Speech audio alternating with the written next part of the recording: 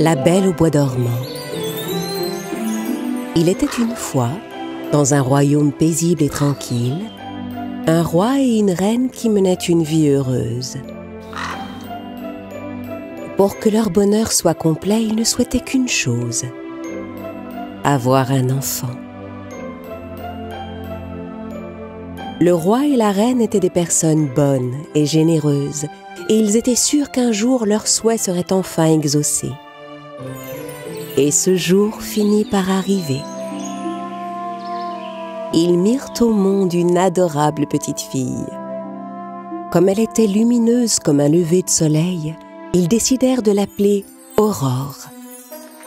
Le roi et la reine organisèrent une grande réception pour célébrer la naissance de leur petite Aurore. Tout le royaume fut invité, même les petites fées qui vivaient dans la forêt mystérieuse. Mais les deux souverains firent l'erreur d'oublier d'inviter une autre fée. Tous les habitants du royaume et les souverains des pays voisins offrirent leurs vœux de bonheur à la petite Aurore. Puis ce fut le tour des 12 fées. Chacune d'elles offrit un merveilleux présent à l'enfant. Tour à tour, elles défilèrent devant elle pour lui offrir un don. Il ne restait plus que 3 fées qui attendaient leur tour. Elles s'approchèrent toutes les 3 du berceau. « Princesse, que toute la beauté du monde t'accompagne tout au long de ta vie.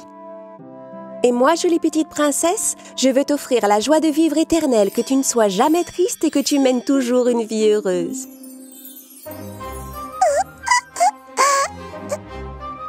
Alors que la dernière fée s'apprêtait à faire un don à l'enfant, toute la salle de réception du palais s'emplit soudain d'une épaisse fumée verte.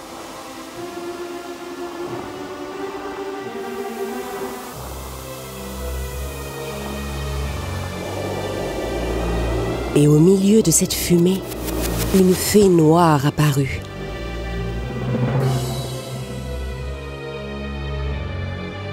Le roi demanda qui était cette personne qui osait interrompre leur belle cérémonie. Les autres fées la reconnurent immédiatement. C'était la maléfique fée noire. Alors comme ça, tout le monde a été invité à la fête. Tous les habitants du royaume, vos amis, tous les rois et les reines, et même les fées. Mais malheureusement, je n'ai pas reçu d'invitation. Le roi présenta ses excuses pour cet oubli. Oh, ne vous en faites pas, moi aussi je vais offrir à cette princesse un cadeau de bienvenue à ma façon.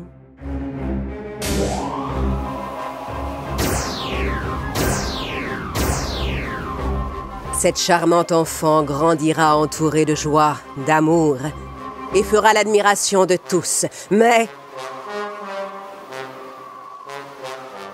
le jour de son 16e anniversaire, juste avant le coucher du soleil, elle se piquera le doigt avec la pointe d'un fuseau et en mourra. Emparez-vous immédiatement de ce monstre! Mais la fée noire disparut avec un rire maléfique.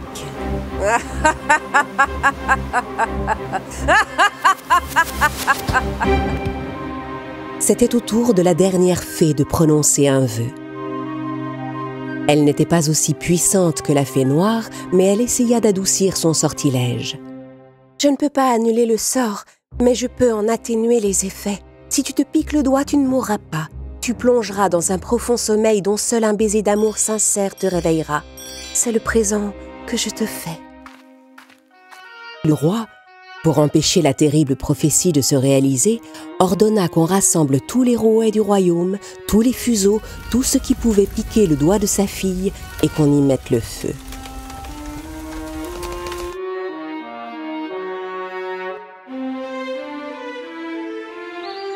Grâce au don qu'elle avait reçu des fées, la princesse Aurore devint une charmante petite fille, aimée de tous. Un jour, pour éloigner sa fille du danger, le roi demanda à 3 fées d'emmener l'enfant et de veiller sur elle, afin qu'elle ne croise personne d'autre que ses 3 protectrices. Aurore grandit ainsi, élevée par les 3 fées, et devint une belle jeune fille. Et le jour arriva enfin de son 16e anniversaire. Le sortilège de la fée noire devait s'abattre sur elle au coucher du soleil. Le roi et la reine avaient fait tout ce qu'ils avaient pu pour conjurer le sort, mais ils étaient encore inquiets. Afin de protéger leur fille, ils l'enfermèrent dans une pièce du château. Aurore, qui n'avait pas idée de ce qu'il se passait, ne comprenait pas pourquoi on devait l'enfermer. Soudain, une porte s'ouvrit dans le mur. Aurore était fascinée par cette porte qu'elle n'avait jamais vue. Elle entendit des voix qui semblaient venir de l'autre côté. Curieuse, elle franchit la porte sans se douter qu'elle courait un danger. Elle arriva dans une pièce où une femme, de dos, était en train de filer avec un rouet. Aurore s'approcha de la machine, comme envoûtée.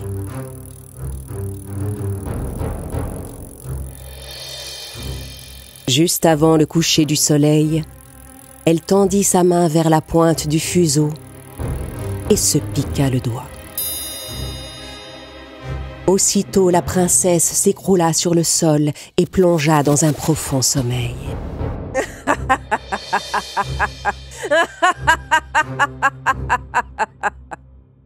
La malédiction de la fée noire se réalisa au coucher du soleil, le jour du 16e anniversaire de la jeune fille. La princesse fut vêtue de sa plus belle robe et couchée dans un lit couvert de fleurs. À partir de ce jour, Aurore fut surnommée la Belle au bois dormant. Ne pouvant supporter de vivre sans leur fille, le roi et la reine décidèrent de plonger tout le royaume dans le sommeil jusqu'au réveil de la princesse.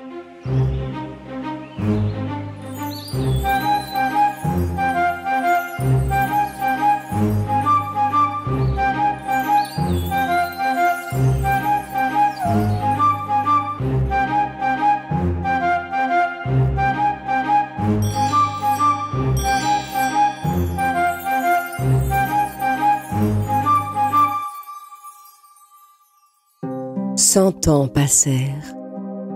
Un jour, un jeune prince qui passait par là fut étonné de voir ce château entouré de lianes et de buissons de ronces. Ses gardes lui racontèrent l'histoire du château endormi et de la Belle au bois dormant. Intrigué, le prince décida d'entrer dans le château. Les ronces étaient énormes et leurs épines rendaient la traversée impossible. Il sortit son épée et se fraya un chemin au milieu des branches. Enfin, il parvint aux portes du parc du château, devant lesquelles il trouva 2 gardes endormis. Il entra et fut stupéfait. Partout dans le parc, des gens dormaient, allongés par terre. Il poussa enfin la porte du château et arriva dans la grande salle où le roi et la reine dormaient aussi. Il aperçut une pièce dont la porte était entr'ouverte. Il entra. C'était la chambre où la belle princesse dormait dans son lit couvert de fleurs. Le prince s'approcha d'elle, s'agenouilla près du lit et s'adressa à la princesse.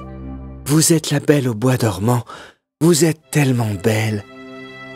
Empli d'un élan d'amour, il se pencha et déposa un baiser sur son front. À cet instant, Aurore ouvrit les yeux et vit le beau jeune homme qui la regardait.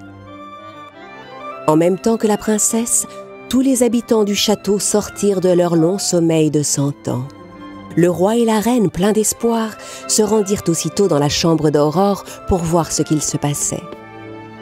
Et quand ils virent leur fille éveillée, ils furent fous de joie. Le prince demanda Aurore en mariage, ce qu'elle accepta avec joie. Le roi et la reine étaient ravis qu'elle épouse celui qui venait de sauver leur fille et le royaume. Ce fut la plus belle cérémonie de mariage qu'on ait jamais vue, et ils vécurent heureux pour toujours.